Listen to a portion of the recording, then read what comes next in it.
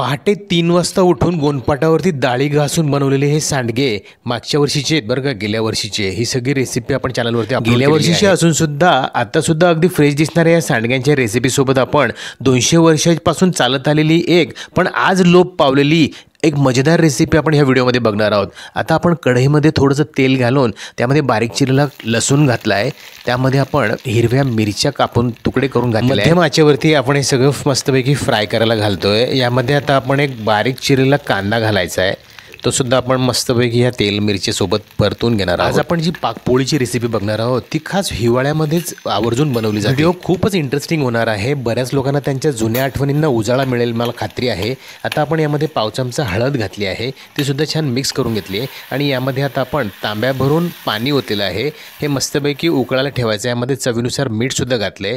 दुसऱ्या बाजूला आपण एका पातेल्यामध्ये ग्लासभर पाणी घातलं आहे.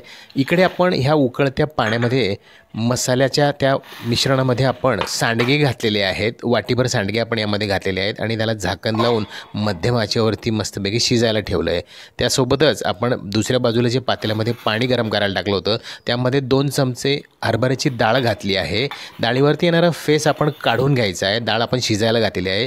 तिसऱ्या बाजूला आपण इकडे एका पातेल्यामध्ये वाटीभर गूळ घेतला आहे. त्या गुळामध्ये आपण त्याच वाटीने अर्धी वाटी पाणी घालायचं आहे आणि हे मिश्रण आपण गॅसवरती मध्यम आचेवरती गरम करायला ठेवायचं. तुम्हाला सगळ्यांसाठी खूप मेहनतीने दुर्मिळ अशा रेसिपीज घेऊन येत असतो. तुम्ही अजूनही चॅनलवरती नवीन असाल तर चॅनलला सबस्क्राईब करा. माझ्या रेसिपीज तुम्हाला आवडत असतील तर लाईक आणि शेअर पण जरूर करा. मित्रांनो, तुमचा जास्त वेळ जाऊ नये म्हणून आपण सायमल्टेनियसली इथे सगळा स्वयंपाक सोबतच करायला घेतलेला आहे. एका बाजूला गूळ आपण गरम करायला घातला आहे, दुसऱ्या बाजूला डाळ शिजवतोय आणि तिसऱ्या बाजूला इकडे आपण सांडगे सुद्धा मस्तपैकी शिजायला घातलेले आहेत. तुम्ही बघू शकतात आताच ते टेम्पटिंग दिसत आहेत. आपण अप्रतिम असे सांडगे तयार करून घेतलेले आहेत. त्याची लिंक तुमच्यासाठी मी वर दिलेल्या आय बटनला लावून देतो.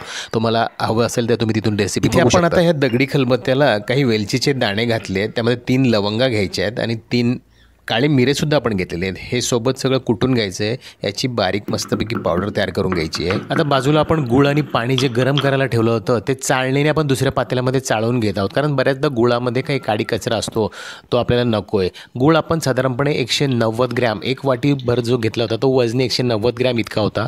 त्यामध्ये आपण अर्धी वाटी पाणी घालून गरम करायला ठेवलं होतं. गाळणीने व्यवस्थित गाळून घेतलेला हा पाक आपण पुन्हा गॅसवर ठेवत आहोत. याला आपण अजून थोडंसं आटवून घेणार आहोत. त्यामध्ये आता आपण हा कुटून घेतलेला सगळा मसाला घालायचा आहे. आता आपण कुटून घेतलेला वेलची, काळे मिरे आणि लवंगाचा फ्लेवर अतिशय अप्रतिम असा इकडे पाक आपला आटत असताना बाजूला आपण हरभऱ्याची डाळ शिजायला घातली आहे. आपल्याला अर्धवट शिजलेली डाळ लागणार आहे आणि इकडे आपले करोडे किंवा सांडगे जवळपास बघा तुम्ही अशा पद्धतीने चेक करून घेतो आहोत आपण. ते शिजलेले आहेत. वरतून झाकण ठेवून पुन्हा आपण त्याला वाफवायला ठेवत आहोत. हरभऱ्याची डाळसुद्धा तुम्ही मध्ये बघू शकतात अशा पद्धतीने अर्धवट शिजलेली आहे. आणि इकडे पाक आपण चेक करत आहोत. पाक चेक करताना आपल्याला एक तारी पाक होण्याच्या आधीची स्टेज ज्या पाकाची असेल तसा पाक आपल्याला हवा आहे. पाक जवळपास तयार आहे. आपण गॅसची फ्लेम बंद केलेली आहे. इथं आपण आता पत्ताकोबी कापून घेत आहोत. पत्ताकोबीची एक मजेदार रेसिपी तुम्ही बघणार आहात. व्हिडिओ शेवटपर्यंत बघा. एका कढईमध्ये आपण थोडंसं तेल घातलं आहे.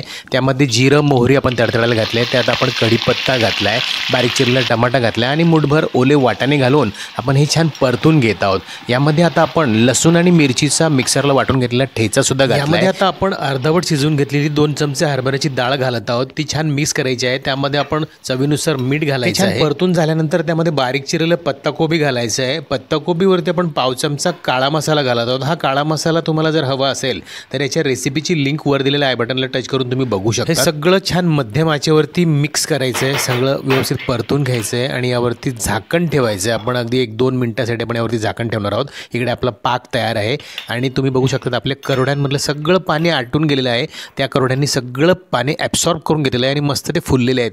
इकडे आपण हळूच वाफ देऊन 1 मिनिटानंतर झाकण काढून ही पत्ताकोबी मिक्स करायची आहे. 1-2 वेळा आपल्याला झाकण ठेवून ही भाजी अशी परतून घ्यायची आहे. आता ही पत्ताकोबीच्या भाजीचं पण विशेष आहे. कोणाला जास्त शिजलेलं आवडतं, कोणाला अर्धवट शिजलेलं सुद्धा आवडतं.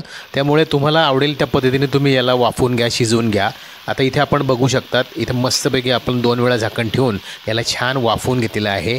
असं एखाद्या वेळेस तुम्ही मध्ये वाटाणा म्हणा त्यातली किंवा त्यातली दांडी म्हणा एखादी ती चेक करून तुम्ही तपासू शकतात की तुम्हाला हवं तेवढं शिजलं आहे की नाही. त्यानंतर आपण यावरती बारीक चिरलेलं मस्तपैकी कोथिंबीर घालतो आहे आणि हे सुद्धा छान मिक्स करून घेतो आहे. आपली ही पत्ताकोबीची भाजी तयार झालेली आहे. इथं आपण करोड्यांमध्ये सुद्धा बारीक हिरवा चिरलेला कोथिंबीर घालायचा आहे, तो सुद्धा छान मिक्स करून घ्यायचा आहे. तुम्ही बघू शकतात आपण घातलेलं सगळं पाणी त्या करोड्यांनी सांडग्यांनी शोषून घेतलेलं आहे आणि ते मस्तपैकी फुललेले आहेत.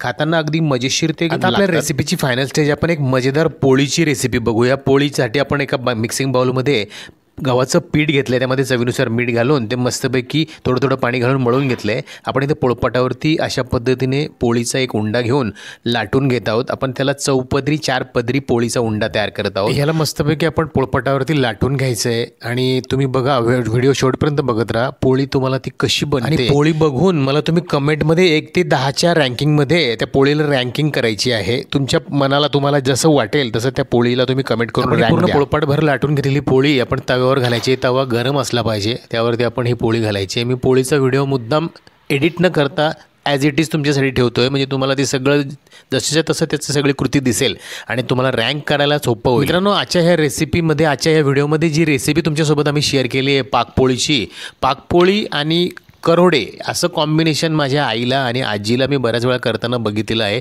आणि आम्ही आवर्जून सगळेजण आवडीने ही रेसिपी बनवून खात असत. मित्रांनो, मी तुम्हाला पैंजेवर सांगतो की तुम्हाला यूट्यूबच्या पूर्ण हिस्ट्रीमध्ये ही रेसिपी तुम्हाला कुठेच मिळणार नाही, कारण ही आमच्या घरातली सिक्रेट रेसिपी मी आज तुमच्यासोबत शेअर करत आहे. मित्रांनो, आजच्या रेसिपीमध्ये साधारणपणे 4 जणांना व्यवस्थित पुरेल एवढा पाक आपण तयार करून घेतलेला आहे आणि ही अतिशय मजेदार अशी पाकपोळीची रेसिपी खायची कशी ते सुद्धा मी तुम्हाला व्हिडिओच्या शेवटी सांगणार आहे. आता आपण पोळी भाजून घेत आहोत. तुम्ही बघू शकता तव्यावरती मजेदार पद्धतीने अगदी मस्तपैकी ही खरपूस पोळी भाजली जाते. एकदम व्यवस्थित भाजली जात असलेली पोळी अगदी मजेदार अशी टम्म फुगलेली आहे. तुम्ही बघू शकता हलकासा तेलाचा बोट लावून आपण तिला भाजून घेत आहोत. तुम्ही बघत असालच अगदी खरपूस अशी आपली पोळी तयार झालेली आहे. आपण ही लाटून भाजून घेतलेली पोळी आपण आता फोडून बघणार आहोत ती कशी झाली आहे. आपण जो दावा करतोय अप्रतिम अशा पोळीचा, तो योग्य आहे की नाही तुम्हाला मार्क देण्यासाठी सोपं पडेल. तुम्ही बघू शकता आपण ही पोळपाटावर आत्ता गरमागरम उतरवलेली पोळी आतमधून तुम्ही बघू शकता अतिशय मजेदार अशी लुसलुशीत आणि अगदी लेअर आणि पदर तिचे तुम्ही बघू शकता. नुसती सुद्धा खावीशी वाटेल इतकी मजेदार पोळी आहे. तुम्ही इथे बघू शकता आपण तयार केलेला पाक हा बऱ्याच वेळापासून आपण गॅस बंद केलेला आहे. तो थंड झालेला पाक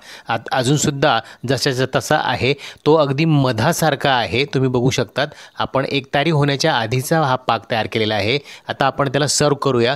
एका वाटीमध्ये आपण ताटात पाक घेत आहोत. अगदी ताज्या ताज्या मधाची धार लागावी असं तो वाटीमध्ये दिसत आहे. आपण बाकीचे पदार्थ सुद्धा ताटात वाढून घेऊया. पाकपोळी खायची कशी हे सांगण्याचं तात्पर्य असं की आपण याचा पोळीचा तुकडा तोडायचा आणि पाकात डिप करून त्याचा तो बाईट आपण खायला घ्यायचा.